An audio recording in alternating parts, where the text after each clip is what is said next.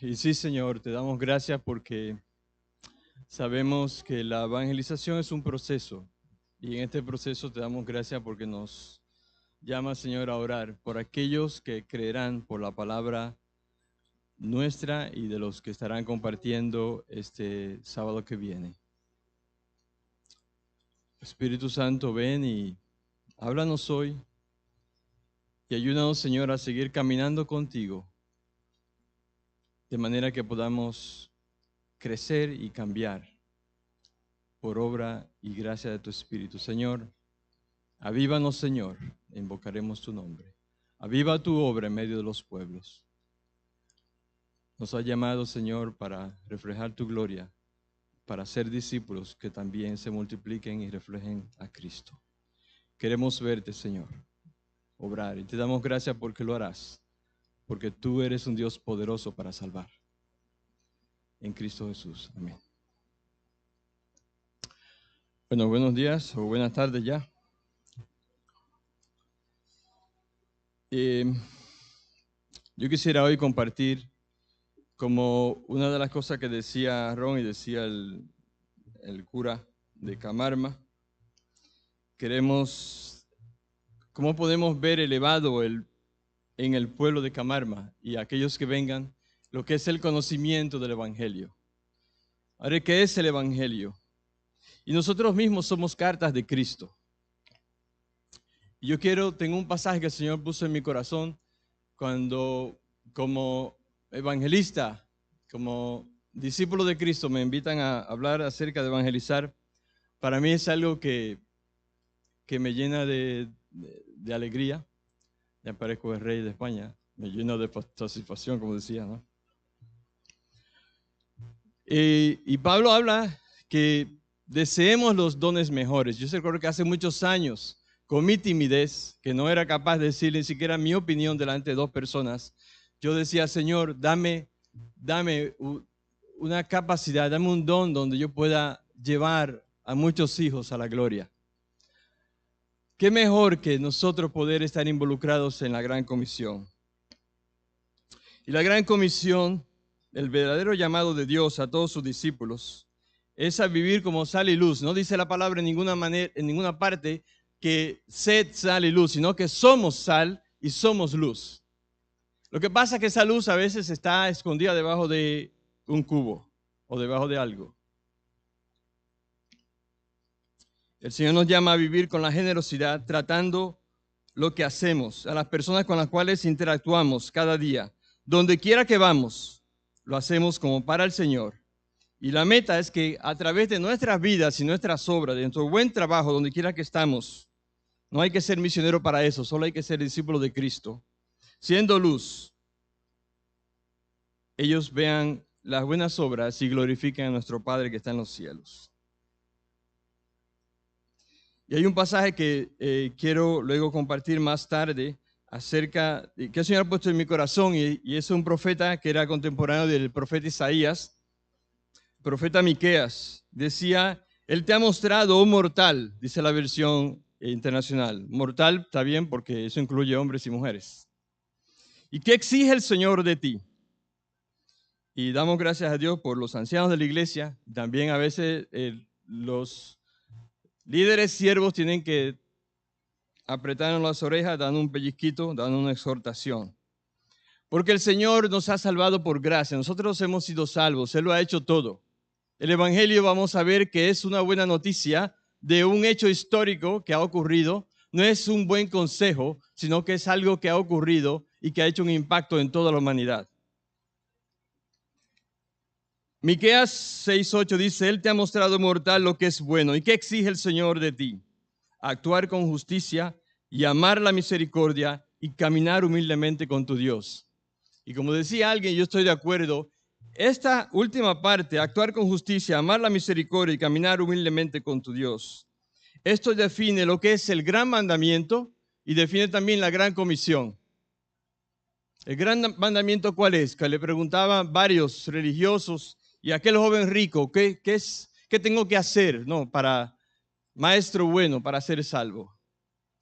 El Señor decía, el mandamiento más importante, el protos, el mega, es: amarás a Dios, tu Señor, con todo tu corazón, sinceramente, con toda tu mente, con toda tu alma, con todas tus fuerzas, y a tu prójimo como a ti mismo. Yo creo que ya ni hace falta la gran comisión, porque si yo amo a mi prójimo, y cuando vemos, tienen que saber del amor de Dios. Yo quiero para mi prójimo lo que yo tengo. Yo soy un mendigo que encontré pan y voy donde otro mendigo le digo: aquí está el pan de vida. Esto va a cambiar tu vida. Esto es lo que Dios ha hecho por ti. Ahora, ¿qué es el Evangelio? Hay una inscripción de un calendario en la ciudad de Priene, que era en ese tiempo griega, ahora pertenece a Turquía, que data más o menos del año 9 antes de Cristo y presenta el término evangelio, que es la traducción del griego evangelion, que significa buenas noticias. Hay varias ideas aquí que yo he tomado de Tim Keller, porque me gusta sentarme muchas veces sobre los hombros de los gigantes. Para mí es un hombre que tiene un entendimiento profundo de lo que es el evangelio. Evangelion en griego se traduce por buenas noticias o evangelio. Combina ángelos, el término que hace referencia al que lleva noticias, y el eu, que significa feliz. Evangelio significa noticias que traen gozo. Esta palabra ya se empleaba en el tiempo de Marcos, pero no tenía una connotación religiosa. Se refería a noticias que hacían historia, que transformaban vidas, diferentes a las noticias diarias y cotidianas. Por ejemplo, hay una inscripción de este tiempo de Jesús, incluso antes de Jesús, y Marcos dice: el comienzo del evangelio de Augusto, venerable Augusto César. Se piensa que él no se arrogaba lo de decir que yo soy Dios, pero otros sí decían que Augusto César era como Dios. Y hay un escritor que decía que el calendario debería comenzar, como que diríamos ahora que estamos en el 2022, después de Augusto César. ¿Por qué? Porque él fue instrumento de traer la Pax Romana. El Augusto César, venerable Salvador Dios. En la historia del nacimiento y la coronación del emperador romano, un evangelio era una noticia de un acontecimiento que había cambiado la situación histórica de forma significativa, como esa Pax Romana, paz duradera. Podía tratarse de un ascenso al trono o podía ser una victoria. Cuando los persas invadieron Grecia y los griegos ganaron las batallas de Maratón y de Salamina, enviaron heraldos o evangelistas. Esos eran los primeros evangelistas, nada que ver con lo espiritual, que proclamaban las buenas noticias a las ciudades, diciendo: hemos luchado por vosotros, hemos vencido, ya no sois esclavos, sois libres. No era un consejo, era algo que había ocurrido. De hecho, se cuenta, puede que sea una leyenda de Filipides. ¿Algunos conocéis quién era Filipides? Pues era uno que estaba cuadrado, no como yo que tengo aquí, ¿sabes la tableta de chocolate? Lo que pasa es que yo la tengo un poco derretida. Y hay algunos que la tienen más. Pero bueno, eso ya son balones de Dios. Bueno, así que decían: ya sois libres. Un evangelio es el anuncio de que algo ha ocurrido en la historia, algo hecho a tu favor que cambia tu estado para siempre. En este detalle se puede apreciar la diferencia entre el cristianismo y el resto de las religiones, incluida la no religión, los que no creen en Dios ni nada, los que son agnósticos. Las otras religiones son esencialmente un consejo. El cristianismo, sin embargo, es una noticia. Otras religiones dicen: esto es lo que tienes que hacer para poder relacionarte con Dios para siempre. Esta es la manera en la que tienes que vivir para poder llegar a Dios. Pero el evangelio dice: esto es lo que ha ocurrido en la historia. Así es como Jesús vivió y murió para abrir el camino y que tú pudieses llegar a Dios. El cristianismo es totalmente diferente. Son noticias alegres. ¿Cómo te sientes cuando te dan consejo de cómo deberías vivir? Alguien te puede decir: este es el amor que deberías sentir o la integridad que deberías tener. Y quizás ilustran los altos estándares morales a los que deberías someterte, contándote la historia de un gran héroe. ¿Cómo te sientes mientras la escuchas? ¿Inspirado? Por supuesto. Sin embargo, ¿te sientes de la misma manera que aquellos que escucharon a los heraldos anunciar la victoria? ¿Sientes que te has desprendido de tus cargas? ¿Sientes que ha ocurrido algo impresionante y que ya no eres esclavo? Claro que no, te ahoga. Que alguien venga y te diga: tienes que hacer esto y esto y esto. Y no puedes hacer ni esto, ni esto, ni esto.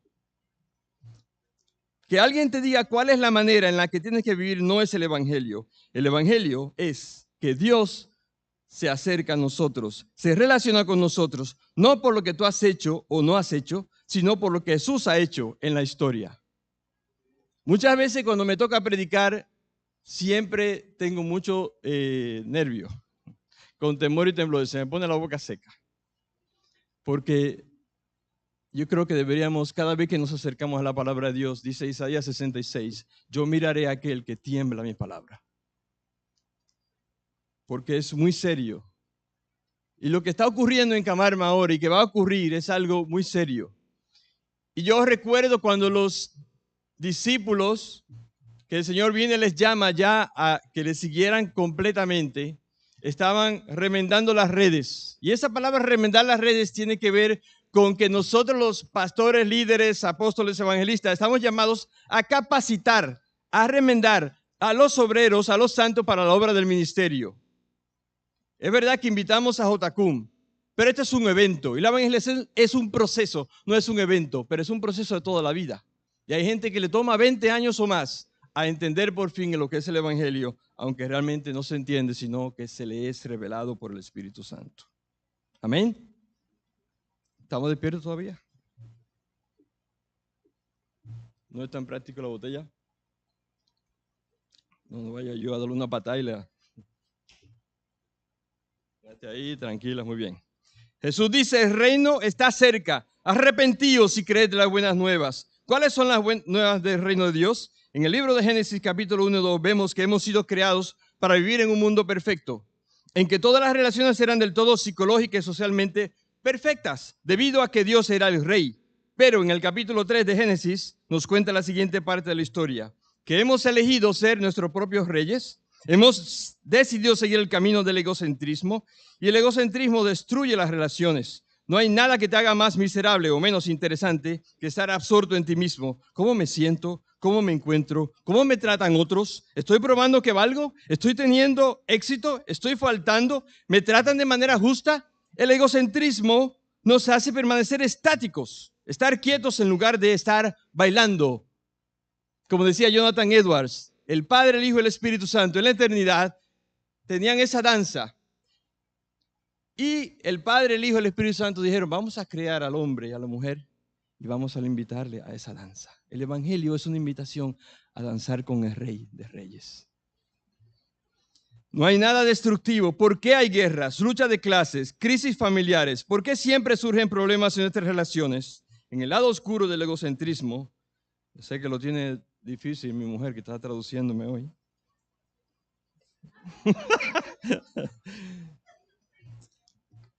Cuando decidimos convertirnos en el centro, en nuestro propio rey, todo se viene abajo, en el plano físico, social, espiritual y psicológico. Hemos abandonado la danza, pero todos deseamos volver a formar parte de ella. Ese anhelo aparece en las leyendas de casi todas las culturas. Y eso dice Tim Keller. Y aunque las historias son diferentes, el argumento es siempre muy parecido. El verdadero rey regresa, da muerte al dragón, nos besa y nos despierta del sueño en el que hemos caído. Nos rescata de la prisión en la que de la torre y nos guía de nuevo al baile. Algunos piensan en enredados, ¿no? El rey verdadero regresará para poner todo en su sitio y renovar el mundo por completo. Las buenas nuevas del reino de Dios son estas. Jesús es el verdadero rey. Y tenemos aquí unos chicos eslovacos que son fruto de un movimiento donde comenzó la primera agencia misionera eslovaca para servir como enviadores. Estuvimos este año en esa segunda conferencia y qué bueno ver que países que estaban acostumbrados a recibir misioneros ahora están orando y enviando misioneros. Y ellos vienen a pinche de cocina a ayudar ahí a Charlie, a Tania. Y yo también voy a estar ahí, sé cortar patatas y esas cosas. Y revolver huevo. Pero recuerdo en Eslovaquia siempre, lo tengo muy presente cuando me toca predicar, que estaba en Liptovský Mikuláš, en una iglesia bautista, y muchas veces lo digo, pero siempre me ayuda a recordármelo a mí mismo. Aquí en el púlpito dice un comentario que dijeron los griegos a Felipe, dice, Chceme vidět Ježíša. Queremos ver a Jesús. Se trata de Jesús. Dice la versión nueva internacional, dice Dios en el principio. Él es el centro, Él es el Rey. El Evangelio es un mensaje de una victoria que ya ha tenido lugar, que nos beneficiamos. Por lo tanto, es una buena noticia, no es un buen consejo. Ahora, ¿cuándo debo yo evangelizar y cómo es mejor evangelizar? Evangelizar es un estilo de vida, es como una bombilla. La bombilla tiene que estar encendida siempre, ¿no? Bueno, ahora con la crisis que hay, pues hay que apagarla. Yo siempre recuerdo una cancioncita en mi familia que ayuda mucho, ¿eh? Una cancioncita que nunca lo he olvidado. Para eso, imagínate, yo voy a cumplir 60 años el año que viene, aunque parezco de 63. Pero era apaga un bombillo, apaga un bombillo. Mis 3 hijos la saben porque iba yo por la casa, apaga un bombillo, apagando. Pero cuando pensamos y separamos la vida secular de la sagrada, como decía aquel Eusebio de Cesarea, decía que solo existen 2 realidades, un católico, cristiano, pero decía algo que nos ha machacado mucho por siglos. Decía que existen 2 cosas, lo perfecto, lo santo y lo permitido. O sea que el que está en la cosa del Señor, misionero, pastor, evangelista, está en lo santo, lo perfecto. Y el que no está en eso, como Raúl Martín, mi casi tocayo, él es empresario. Él está en lo permitido. Pero no, para una de las palabras de trabajo que tenían los hebreos era trabajo significaba también adoración. Entonces todo lo que hacemos, si pues coméis o bebéis, ¿dónde está ese versículo en la Biblia? ¿Alguien lo sabe? No tengo chicle para darte, pero bueno. 1 Corintios 10:13, si pues coméis o bebéis, son cosas tan sencillas, hacedlo todo para la gloria de Dios. Todo para la gloria de Dios. La evangelización es un proceso. Es como una cadena donde cada uno somos un eslabón y somos parte al sembrar la palabra. O como pasos de una escalera. A veces unos pasos son prerequisitos de otros, como la proclamación que tendremos esta semana. Tipos de evangelismo por amistad. A veces decimos, es que en España, en Europa, el evangelismo por amistad, eso es lo máximo. Yo a veces me pregunto, ¿dónde está en la Biblia lo de evangelismo por amistad? Bueno, puede que esté. Porque el discípulo es discípulo antes de conocer a Cristo, porque comienza a caminar con Cristo a través de tu testimonio, mi testimonio en mi vida. Y llega un momento que ese discípulo, ese seguidor, se convierta a Jesucristo. Algunos piensan que en Lucas 5, cuando Pedro vio el milagro, que él era certificado pescador y dijo, bueno, Señor, ya toda la noche no ha pasado nada. Pero en tu palabra ahí voy, vamos para allá. Y se estaban uniendo los barcos. Y él se postra y dice, apártate de mí que soy pecador. Algunos piensan que en ese momento Pedro se convirtió. Pero es solo una opinión. Ahora podemos evangelizar, tenemos que evangelizar de todas las maneras. Hay algunos que no les gusta eso de la proclamación en el parque, los bailes, la caja roja. Está bien. No te gusta, pues hazlo a tu manera. Pero evangelismo por amistad, muy bien. Ahora la pregunta es, ¿realmente estoy yo haciendo evangelismo por amistad? ¿Intencionalmente estoy cada día diciendo, Señor, dame hoy una cita divina? Yo a veces he pensado poner eso en mi puerta antes de salir. Señor, dame una cita divina, dame oportunidad hoy de compartir el mensaje de la cruz. ¿En verdad lo estamos haciendo? Mira, Pablo es tan increíble que cuando algunos dicen, mira, es que este tipo de evangelismo no me gusta, este sí me gusta. Da igual, tenemos que evangelizar de todas las maneras posibles. Y mira lo que dice Pablo en Filipenses 1:14, que eso no se lo di a los muchachos ahí pero no importa. 1:14 dice, y la mayoría de los hermanos, dice Pablo, cobrando ánimo en el Señor con mis prisiones, oye, con sus prisiones cobraron ánimo. Se atreve mucho más a hablar la palabra sin temor. Algunos a la verdad predican a Cristo por envidia y contienda, pero otros lo hacen de buena voluntad. Los unos anuncian a Cristo por contención, o sea, por problemas, no sinceramente pensando añadir aflicción a mis prisiones, pero otros por amor, sabiendo que estoy puesto por la defensa del Evangelio. Ahora, mira lo que dice Pablo en Filipenses 1:18. ¿Qué pues? ¿Qué más da? No obstante, de todas maneras, o por pretexto o por verdad, Cristo es anunciado. Si es de la manera que a ti no te gusta, Pablo dice, da igual, si Cristo es predicado, y en esto me gozo y me gozaré aún. Entonces no nos peleemos porque este método es mejor y este método es mejor. Sembremos la palabra, somos sembradores. Hemos estado nosotros, tú quieres decir, es que vamos a evangelizar solamente a los españoles, porque mira, aquí tengo un montón de gente extranjera. Bueno, yo soy dominicano y se nota, ¿no?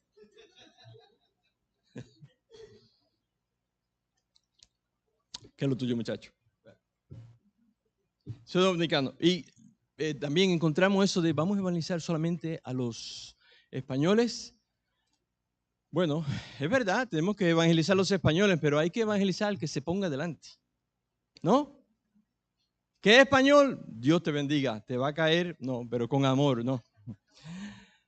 ¿Tú quieres evangelizar españoles? Pues vete para Extremadura, la España profunda, ¿sí? En Albuquerque, 6,000 habitantes, ¿cuántos extranjeros hay ahí?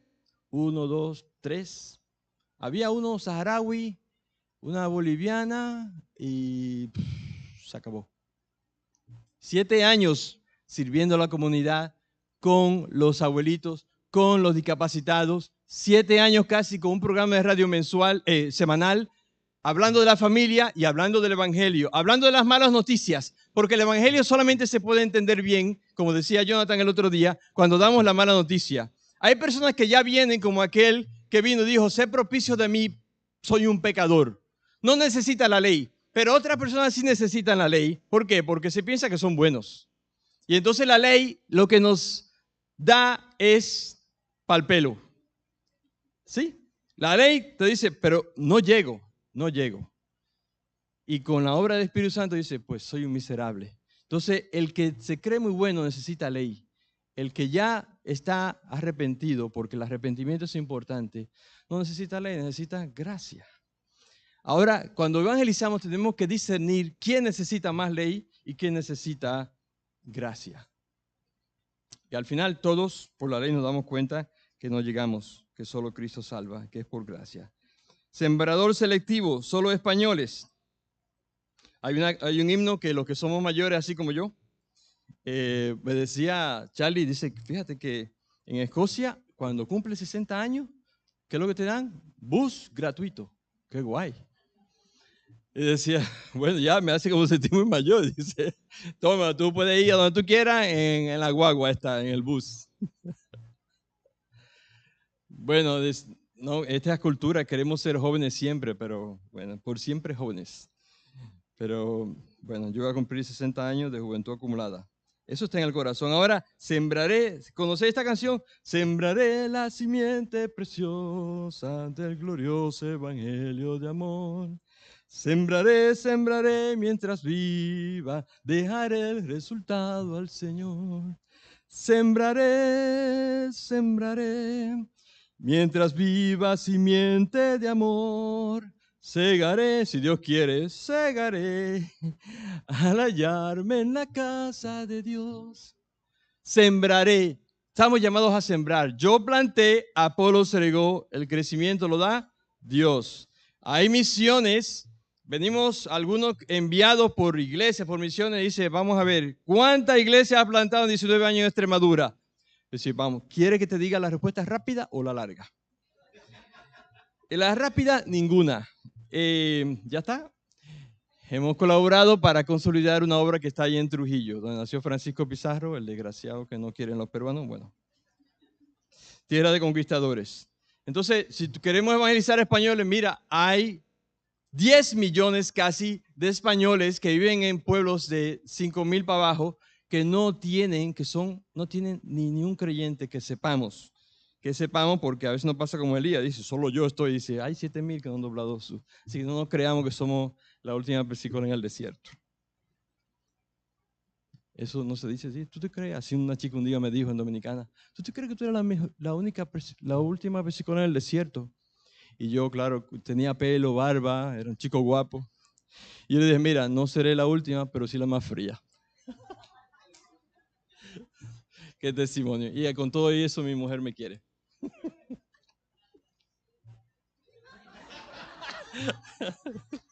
Dile Coca-Cola, ellos saben lo que es México. Todos los terrenos, en toda oportunidad. El Señor siempre tiene que llamarnos la atención porque desde el principio dice, multiplicaos y sojuzgad la tierra y llenad la tierra. ¿Y qué hacemos nosotros? ¿Qué hacen? No, vamos a hacer una torre aquí que está muy guay, una super torre. Y el Señor tiene que venir y traer los idiomas benditos.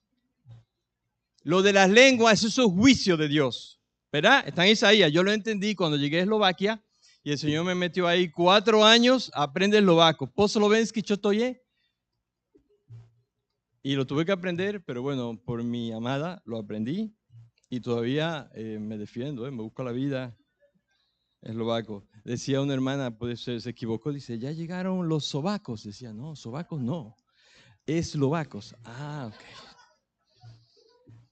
Bueno, también para traducir eso, no. Dile a los americanos, dile que no pasa nada.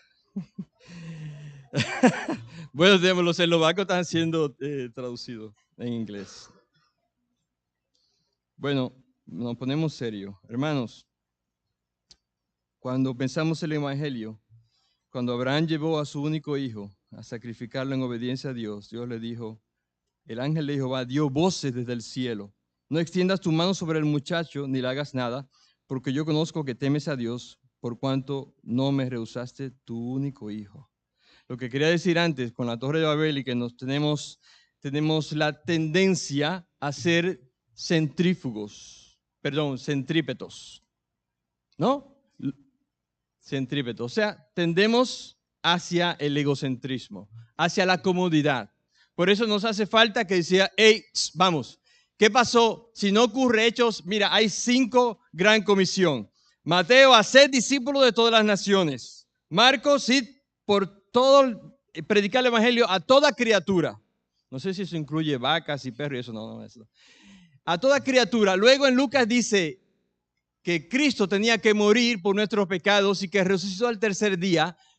Llevad este mensaje que por arrepentimiento y fe pueden tener la vida eterna. Y luego Juan dice, así como el Padre me envió, así yo os envío. Y luego en Hechos 1:8 dice, y recibiréis poder, ¿cuándo? El Espíritu Santo y me seréis testigos en Jerusalén, Judea, Samaria, algo estratégico, ¿no? Ahora, no es que yo me tengo que ir ahora a Jerusalén a comenzar a evangelizar, no. Pero, ¿qué pasa? Que si no ocurre Hechos 1:8, ocurre Hechos 8:1. ¿Qué ocurrió en Hechos 8:1? ¿Sabéis? La persecución. ¿Por qué? Porque estaban los apóstoles contentos. Y todo, imagínate, escuchar la predicación de los apóstoles era pura proteína. Nada de carbohidratos y gordura, nada, todo puro proteína. Y el Señor envió una persecución y fueron esparcidos, excepto los apóstoles. El Señor tiene que a veces buscar métodos radicales y a veces utiliza el dolor para que nosotros dejemos. Hay unos que tienen culo de mal asiento y hay otros que tienen culo de demasiado buen asiento. Eso me lo acabo de inventar ahora. Ahora, cuando Abraham ya estaba dispuesto a degollar a su hijo Isaac, dice el Señor, yo conozco que me temes, yo sé que me amas, por cuanto no me rehusaste tu único hijo. Dios proveyó un carnero. Ahora la conexión del evangelio con esto es que hubo un día cuando Jesús estaba en la cruz, muriendo por ti y por mí, el único hijo de Dios. De tal manera amó Dios al mundo que dio a su hijo para que todo aquel que en él que no se pierda, mas tenga vida eterna. ¿Y sabes qué? Que hubo silencio. No se oyó ninguna voz de un ángel. Era el ángel de Jehová. Es interesante. El ángel de Jehová es, ¿cómo se llama? La teofanía de Cristo. Cristo estaba ahí diciendo, no lo mates. Sé que tú me amas. Sé que tú me temes. Y ahora Cristo mismo está en la cruz. Y ninguna voz dijo, no lo mates. Ya él estuvo en Getsemaní y dijo, Señor, que se haga tu voluntad, que es tu plan A, no la mía. Y ahora nosotros podemos decirle, Señor, ahora yo sé que tú nos amas, porque dejaste que Cristo muriera en la cruz. Amén. Qué grande amor derrochado, pero con un precio muy alto. Me voy a ir ahí a una cosa, cuando pensamos en la vida cristiana y en el Evangelio, Es algo que es un estilo de vida y que es algo que incluye secular y religioso y sagrado. No hay separación en eso. El movimiento británico del siglo XVIII, que eventualmente se convirtió en el movimiento metodista, liderado por Charles Wesley, John Wesley, George Whitefield. Ellos querían vivir en obediencia a la ley. Y quiero, si puedes poner eso ahora, no sé si se pueden apagar las luces aquí. Son una pregunta que quiero que te la lleves en tu corazón, luego la podemos mandar si quieres. Y al leer los 10 mandamientos parece enfocarse en la conducta, no mates, no robes, pero al final dice no codicies, se enfoca en el corazón. Jesús al resumir la ley dice, quiero que améis a Dios de tal manera que no codiciéis nunca. Quiero que améis a vuestro prójimo como os amáis a vosotros mismos. Y parece imposible obedecer esto. Y estos metodistas tenían preguntas que se hacían al final del día. Y voy a decir solamente una parte porque sería demasiado y también es muy fuerte. Y yo voy a tratar de poner en práctica eso. Al final del día ellos decían, este día, ¿será que no solo he orado, sino que lo he hecho de manera ferviente? Hazte tú esa pregunta. He practicado la presencia de Dios por lo menos una vez cada hora, dirigiéndome a Él directamente en oración. Después de cada pensamiento o acción, he considerado cómo mejor lo haría con la gloria de Dios en mente. He agradecido a Dios después de cada placer y dolor que he experimentado en este día, llamados a dar gracias a Dios en todo y por todo, sabiendo que Él es soberano. He evitado pensamientos de orgullo y he evitado compararme con otros. He admitido siempre que he fallado rápidamente y con humildad. ¿Cuánto nos cuesta reconocer que hemos fallado? Y rápidamente, eso requiere mucha humildad. ¿He pensado, dicho o actuado con mala intención o crueldad de cualquier persona? ¿He buscado centrar cada conversación en las necesidades de otras personas o las he dirigido hacia mí mismo y hacia mí y hacia mis propios intereses? ¿He tergiversado hoy la verdad para aparentar que soy bueno? ¿Mis palabras han sido honestas hoy? ¿Pocas, sabias, apropiadas, calmadas y cariñosas? ¿He albergado muchos pensamientos de ansiedad o los he llevado al Señor en oración confiando completamente en Él? ¿He perdido mi tiempo o lo he aprovechado para el beneficio de los que me rodean y para mi propio crecimiento espiritual y mental? ¿He buscado llevar en mis relaciones a mis amigos y colegas delante de Jesús? ¿Soy un discípulo de Cristo, pero de la secreta? Esto es solo el principio de lo que dice Miqueas, que Dios espera y demanda de nosotros. Miqueas 6, del 6 al 8 dice, ¿con qué me presentaré ante Jehová y adoraré al Dios Altísimo? ¿Me presentaré ante Él con holocaustos, con becerros de un año? ¿Se agradará Jehová de millares de carneros o de 10,000 arroyos de aceite? Seguro de por ahí de Andalucía. ¿Daré mi primogénito por mi rebelión? ¿El fruto de mis entrañas por el pecado de mi alma? No hace falta, porque Cristo ya dio su vida por nosotros en la cruz. Ahora, en esta parte quiero enfocarme y aquí vamos a ir aterrizando. Oh hombre, oh mujer, oh mortal, Él te ha declarado lo que es bueno y que pide Jehová de ti. No te creas que porque somos salvos por la gracia de Cristo, ahora no tenemos que hacer nada. Jesús dice, vosotros sois mis amigos si hacéis lo que yo os mando. Tenemos que añadir a nuestra fe dominio propio. Tenemos que añadir a nuestra fe más cosas que están en 2 de Pedro capítulo 1. Dice solamente hacer justicia, amar misericordia y humillarte ante tu Dios.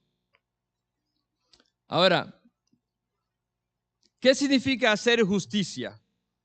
Haz justicia, nos dice el Señor. Es la palabra mishpat. Y casi siempre en el Antiguo Testamento la palabra mishpat, justicia, hacer justicia, está conectada con 4 clases sociales vulnerables. Hoy teníamos un testimonio, que igual para otro domingo, de lo que Dios está haciendo en San Blas. Es una obra social, estamos evangelizando y desde marzo comenzamos a tener un culto al mes. Pero ellos mismos están pidiendo más. Este mes comenzamos a hacer cultos cada 15 días. Hay un grupo y hay un trabajo semanal de Tami con mujeres y yo con algunos hombres que a veces vienen, a veces no vienen. Son inmigrantes, son personas necesitadas. 4 clases sociales vulnerables. Casi siempre está conectada a la palabra justicia, mishpat, con esto. ¿Con quiénes? Huérfanos, viudas, inmigrantes, extranjeros y los pobres. De las tres cosas que Dios dice que debe ser la manera de sus hijos, que deberíamos estar comprometidos a hacer justicia a estos grupos vulnerables de nuestra sociedad, debemos cuidarlos y ayudarlos, son pues estos huérfanos, viudas, inmigrantes y los pobres. ¿Estamos nosotros involucrados en eso? Eso es una manera de hacer evangelismo también, de cuidarles como Cristo les alimentaba, les sanaba de sus enfermedades y les compartía el reino de Dios. Segundo, amar misericordia. La palabra Hesed es amor misericordioso, es un amor incondicional. No me ama por quién soy, sino por quién es Él. Amar misericordia es amar aún cuando nos sacan de quicio. Personas que nos caen incluso como una pedra. ¿Te ha caído alguna vez una persona como una pedra? Que te dice, Señor, necesito eje con esto. ¿Sabes lo que es eje? Extra gracia.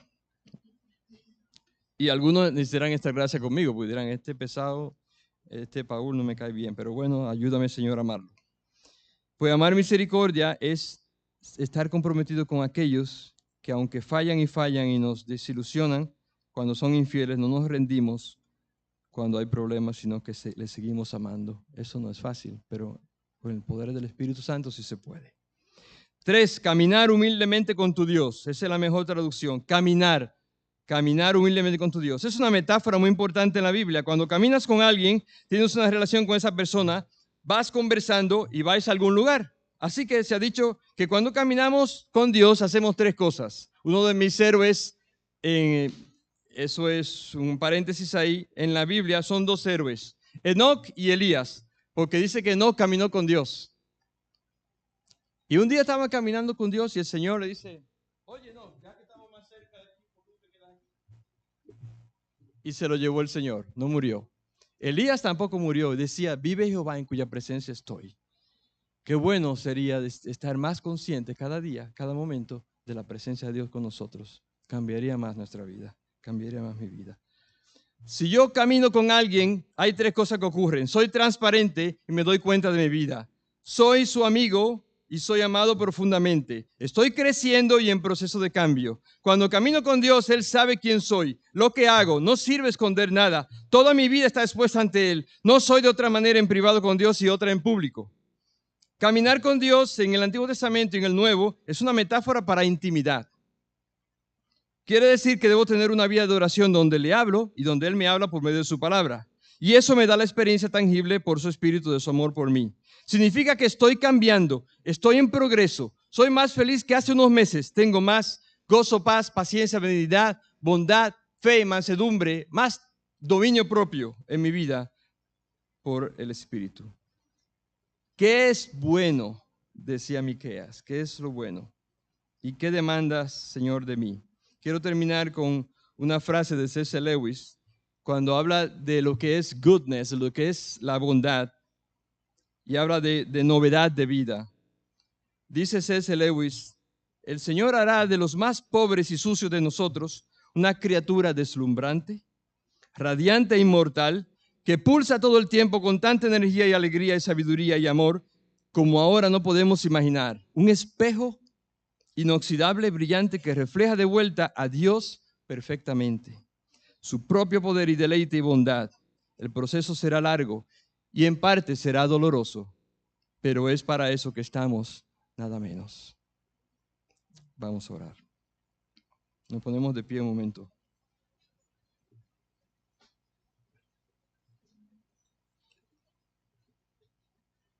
Yo quiero que pensemos en esas preguntas que hicimos y también pensemos si el discípulo es alguien que por lo menos es una persona a quien le cuenta sus penas y sus glorias. Alguien a quien yo doy cuenta, alguien que sabe de mis tentaciones, de mis debilidades y que ora conmigo y ora por mí. Si tú no tienes esa persona, yo te animo que ores y que pidas para buscar a alguien así en tu vida. Yo tengo un par de personas así. No le voy a contar tu pena y tu gloria a cualquiera, pero si nadie sabe lo que pasa en tu corazón, hay un gran peligro en tu vida espiritual y en mi vida espiritual. Señor, te damos gracias porque